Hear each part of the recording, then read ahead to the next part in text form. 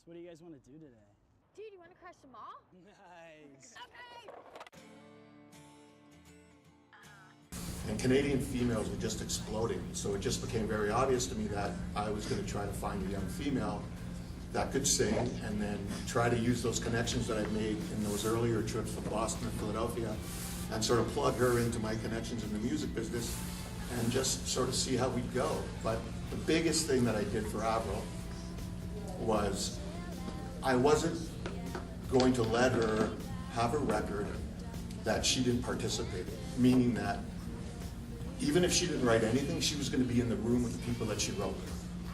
So that set a standard that every person, this whole publishing thing was going to work with Avril or get a song on Avril's record, she was going to get a piece of the publishing. So the biggest thing I did for her was get her publishing. Okay, so when you first met her, she was like just a country singer, right? Like at Chapters here in Kingston. How in 2.5 years did you actually get from that to her suddenly being like this huge pop sensation with zillions of records sold? Well, In 2.5 years. it was very easy with Avril because Avril was fearless. Me, I just sort of, took her under my wing and said, look, there's nothing wrong with you. Like, you're a teenager and you're rebelling, but so you just gotta focus, and getting her to focus was the big thing. And then once she understood that, she became a model student as far as all the experience that I had gained through those couple of years on the road and being able to bring her to New York and get her that record deal. We got a record deal very quick, and you're not going to do that today. But then it was a little different. She went into a studio, sang a few songs, and we had $1 million record deal. And that makes things a lot easier because then everybody wants to. I don't even know the question. Well, how did it get there in 2.5 years? Yeah, so it was just we were living in New York. We were working with a lot of New York writers. Nothing was really happening. It seemed they were all writing country songs because that's how she kind of came in with L.A. Reid. Was she was singing, she was doing covers of country songs. So of course they thought she was going to be this / country pop artist before Taylor Swift, sort of come in that route. But what I saw in her was I saw a rebel, and I saw like, wow, this girl's got attitude. So I was way more pushing. I came from Rage Against the Machine and some pretty heavy rock metal bands, and that was my style. And I just thought I was introducing her to this style of music, and she was loving it. And then we'd go to a studio in London where I had a rock metal band that I had signed, Bomb 32, who was signed to RCA. She fell in love with them.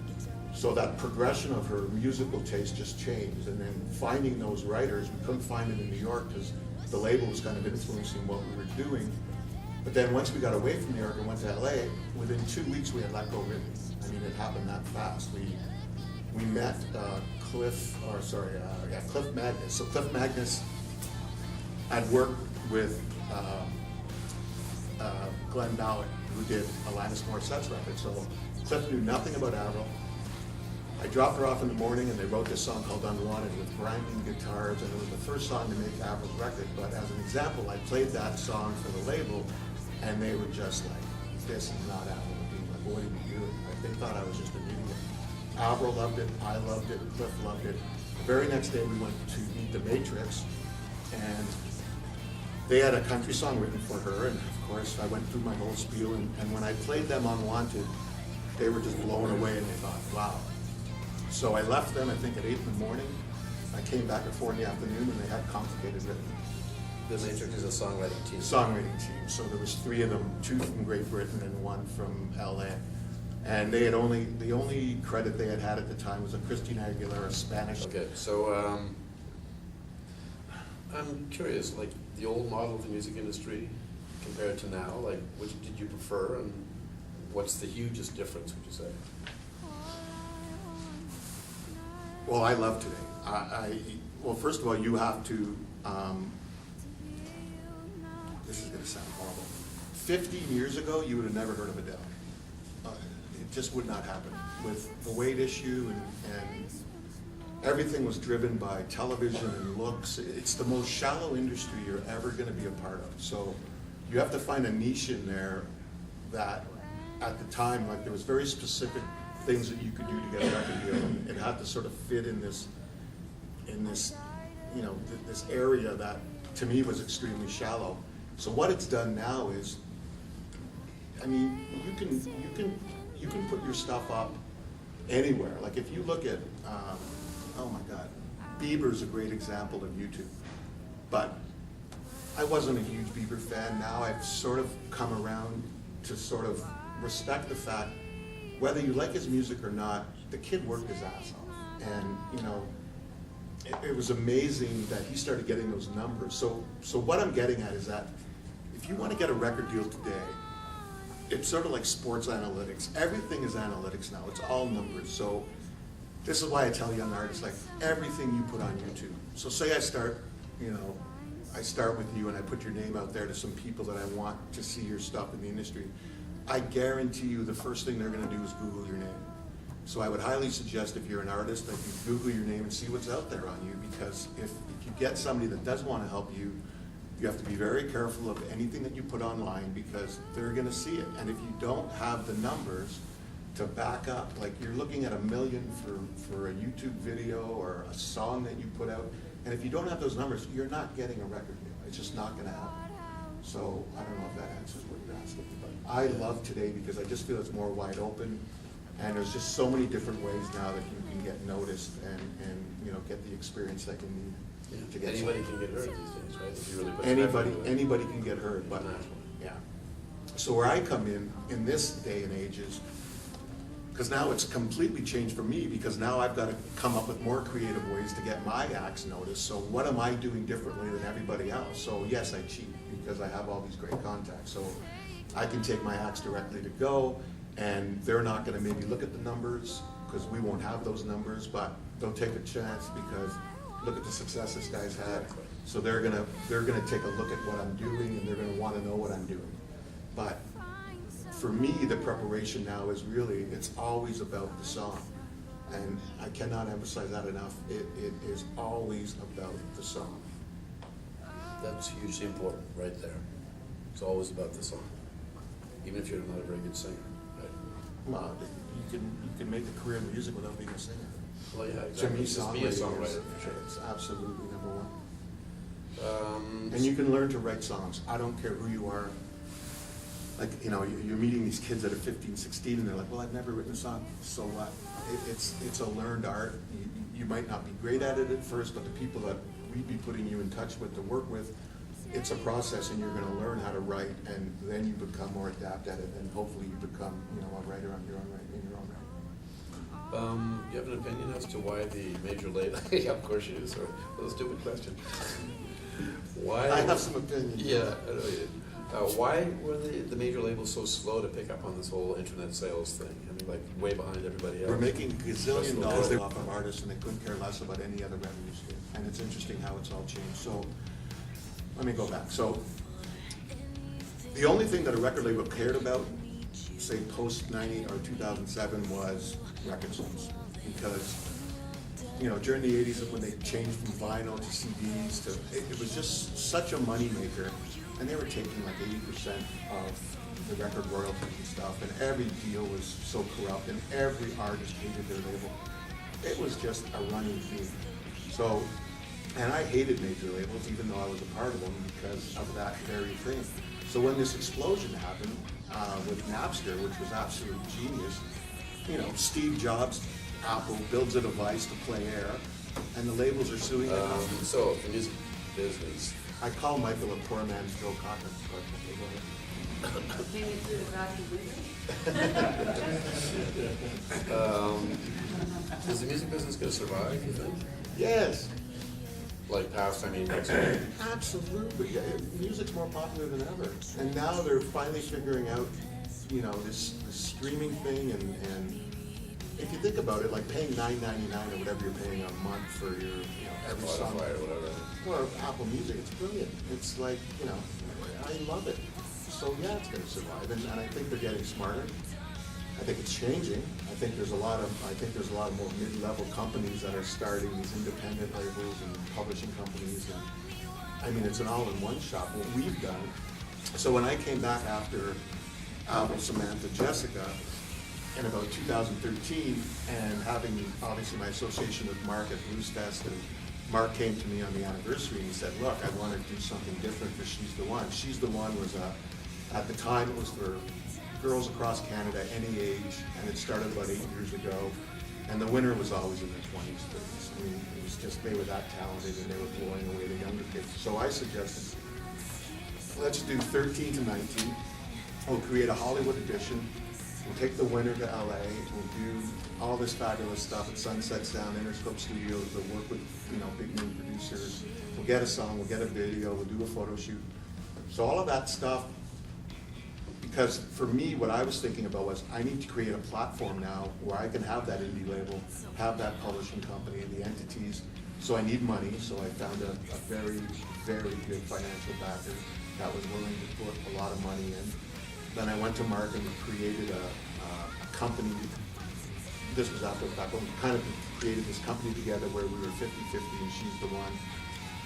And then, so the first year winner, of course, we weren't judging, and we had some local people and friends judging, and they picked a folk singer from Newfoundland who was absolutely brilliant, great talent, but a folk singer, just the music, nothing really, it wasn't the right kind of artist for what I had envisioned it was going to be. So the next year, instead of doing the $50,000 prize to Hollywood, we came up with this thing. Let's try to get one of the labels in Canada. Don't get me started on labels in Canada. But let's try to get a label in Canada, and we'll make it a nice thing, because Ottawa's the capital. We'll do this thing. Universal was the best of the Canadian labels, so we made a singles deal with Universal.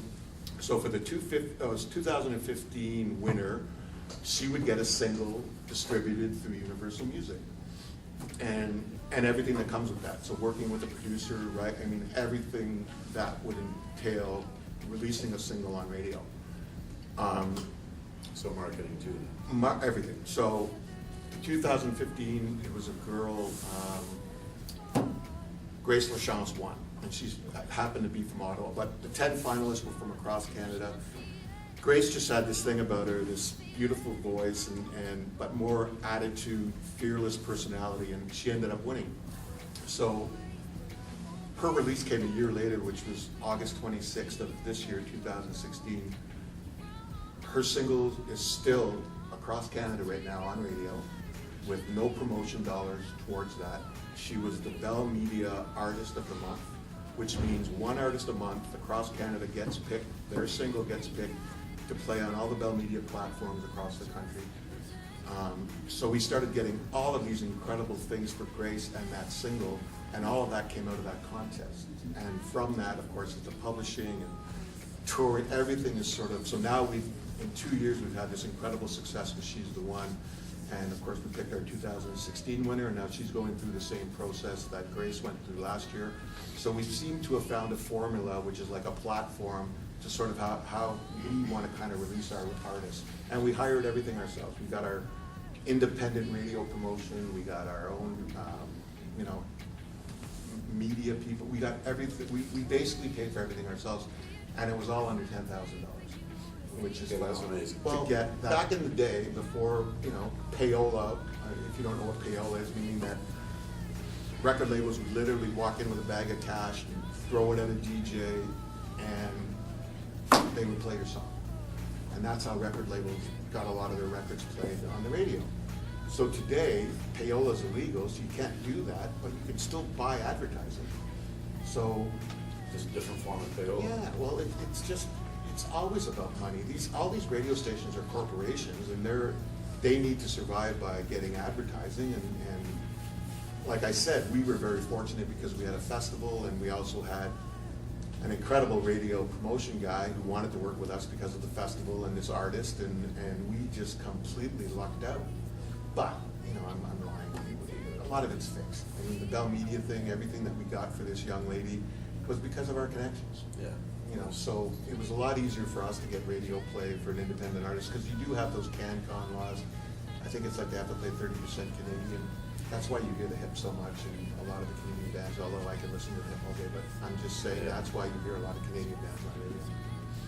Okay, so you sort of touched on this before, but how has the music industry changed, especially for new acts? I just think it's wide open now, and like I said, be creative. I read I'm so bad with names. The dude, good-looking Canadian dude, not Bieber. Oh, Shawn Mendes. Mendes. So Mendes was doing it through Vines. He was making those short little Vines, and his numbers started going crazy, and then he got noticed. Right? He got noticed in the States. And God, I don't know if I should go here. I'll go for it. I've never had any of my acts signed with Canadian labels, and it's not that Canadian labels are evil, it's just that I think we're like the 12th or 15th market in the world, and we have the biggest market in the world right below us. So I've always gone down there first, and my theory was always you make it there, you come back here. You name an act that's an international act today, Celine Dion, Shania Twain, Sarah McLachlan, Avril Lavigne, Alanis Morissette, I can't believe I'm gonna say Nickelback. Bare Naked Ladies had their run. They were all signed to American labels first. Fact. You could do a fact. No, Rush is different though, because Rush didn't get radio play either. They were brilliant, and that's again management. I actually got to meet him. Rush is one of those grassroots stories that, you know, they did it their way and the hard way, and they just built an audience, and they're huge in New Jersey. Okay, I have a big question for you here. I'm in New Jersey a lot. What about Kim Mitchell? Well, that was before my time. I mean, that was, I mean, what are you defining as success though? Like, the Tragically Hip are huge in Canada, but maybe not so much in the States or Europe, and I'm talking more like big international side. Do you consider Kim Mitchell an international star? That would be my question. I'm talking about the acts that are just mega, like, you know, like Alanis and Celine and Shania. International superstars. Yeah, like the ones that are in the top 3 of their genre. I only have like 5 more questions. Bryan Adams, again, great management. 5? Yeah, only 5. Well, I'll do them quickly. Okay. But this is a really important one. So, how do you know when to reach for outside help? Well, I kind of got into it like I said, it's music business. So if you have those business skills, which I think everybody has, you should be entrepreneurial and like I said, smart enough to get attention online or create that social media thing like Taylor Swift did, then that's great. So, I mean, but if you can't do that, but you have ability, then you just have to, I don't want to say luck out, but you have to find somebody that is really entrepreneurial and that can do that side of it for you and help you get the attention that you feel you deserve. The next 2 questions are kind of combined in the sense that what route to market do musicians have nowadays? How do you market musicians in the present day? How do you stand out today? Well, it's not easy because there's just so much now, right? Like I said, what I did was when I came back in 2013. I mean, I was like, okay, we have to create a platform. We have to have a launch.